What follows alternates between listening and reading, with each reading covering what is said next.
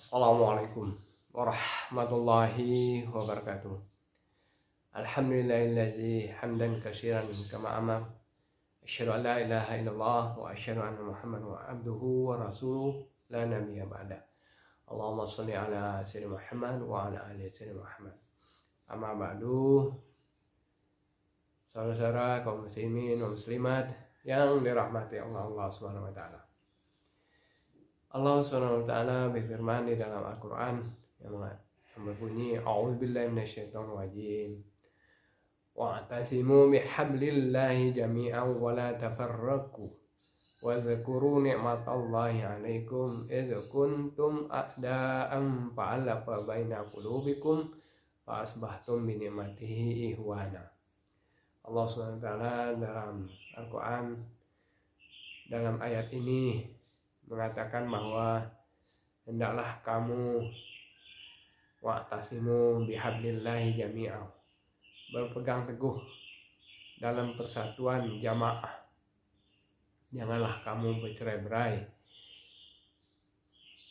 Di dalam kita bermasyarakat ini, umat ini mestilah bersatu padu, saling menasihati tentang kebenaran dan kesabaran. Watawasau bil haq watawasau bis sabr.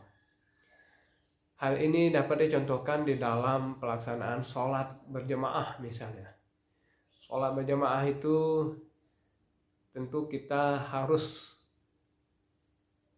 berjamaah bersama-sama melaksanakan sholat. Itu mendapatkan pahala 25 derajat atau hadis yang lain mengatakan 27 derajat daripada kita melaksanakan sendiri. Nah, di dalam pelaksanaan sholat berjamaah ini kita mendapatkan maknanya bahwa kita itu harus memiliki pemimpin yang bertakwa tentunya, yang menjadi imam, nah, yang menjadi panutan. Pemimpin ini ditinggikan seranting. Pepatah Melayu mengatakan demikian. Didulukan selangkah.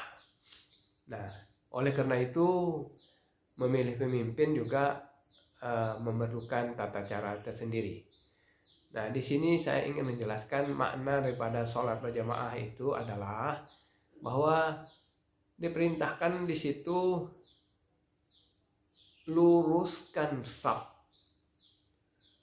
dan rapatkan. Luruskan shaf ini memiliki makna pertama, luruskan niat kita. Lurus, tidak bengkok-bengkok, tidak centang-perenang. Artinya lurus itu ialah luruskan niat lillahi ta'ala, karena Allah, semata-mata karena Allah, tidak ada niat lain. Kemudian lurusnya itu juga kita sama-sama, tujuan kita sama-sama lillahi ta'ala, sama-sama ridha Allah yang dicari, yaitu lurus menghadap ke kiblat. Nah, ini makna lurus ini. Pertama, luruskan niat lillahi ta'ala. Kedua, lurus kita menghadap ke kiblat. Sama-sama kita semua menghadap kiblat. Inilah persatuan kita, jamaah itu. Jangan sampai kita shaf itu tidak lurus. Kalau shaf tidak lurus, maknanya bengkok-bengkok, itu artinya kita dalam arti kata tidak bagus. Satu shaf barisan itu yang tidak rapi itu tidak bagus. Dilihat mata tidak bagus. Apalagi di dalam hati kita mungkin ada sebagian saudara kita yang menonjol ke depan, merasa dialah yang lebih hebat misalnya, sementara yang lain di belakang. Nah, ini jadi shaf itu menunjukkan wa'tasimu bihablillahi jami'an, menunjukkan betapa pentingnya persatuan umat. Nah, ini harus lurus kita, jangan bengkok-bengkok, jangan ada yang menonjol ke depan, merasa dirinya lebih hebat. Kita sama-sama. Sesungguhnya yang membedakan kita adalah takwanya kita sama, yang membedakan itu adalah takwa. Kemudian rapatkan saf. Rapatkan ini antara betis kita dengan betis saudara kita bertemu gitu. Antara pundak kita dengan pundak saudara kita bertemu. Ini yang namanya rapat. Sehingga kata Rasulullah, rapatkanlah saf kamu. Apabila saf kamu jarang, maka di situ akan dilewati oleh setan. Nah, maknanya di sini adalah ketika kita rapat kaki kita dengan saudara kita, rapat bahu kita dengan saudara kita, maknanya adalah bahwa kita itu tidak ada perbedaan antara kita dengan saudara kita.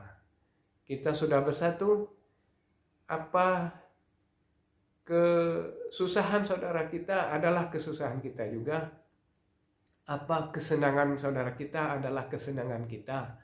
Tapi jangan sampai dibalik bahwa kesusahan saudara kita adalah kesenangan kita, dan kebahagiaan saudara kita adalah kesusahan bagi kita. Jangan kita membalikkan. Tetapi bahwa kata Rasulullah SAW, Rasulullah SAW bersabda bahwa umat itu seumpama sebagai satu badan, satu tubuh. Jamaah itu sebagai satu tubuh. Apabila salah satu tubuhnya merasa sakit, maka sakitlah seluruh anggota badan.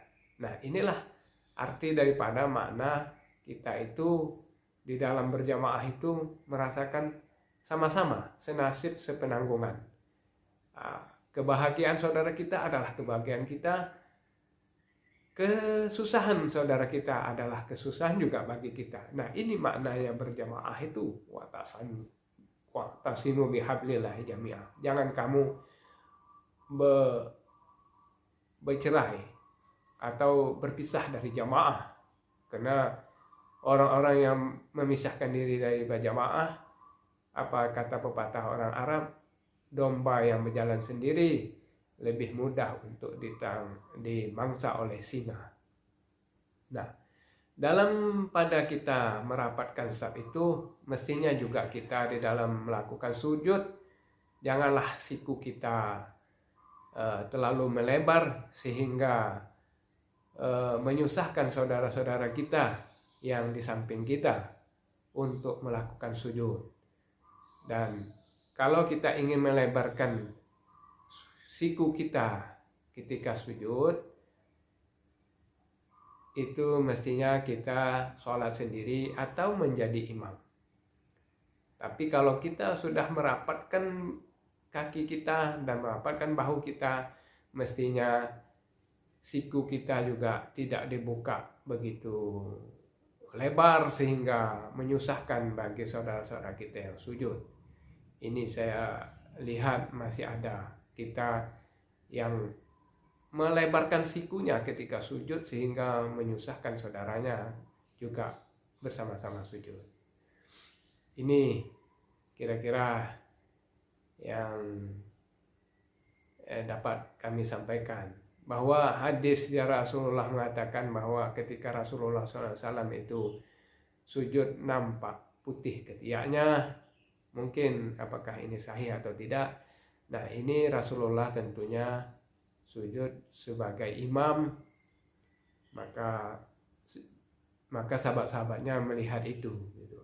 Tapi kalau kita sebagai jamaah, sesama jamaah, hendaknya kita jaga jangan sampai kita mengganggu daripada saudara kita di kiri ataupun kanan. Ini kira-kira yang dapat saya sampaikan. Mudah-mudahan bermanfaat. Wassalamualaikum warahmatullahi wabarakatuh.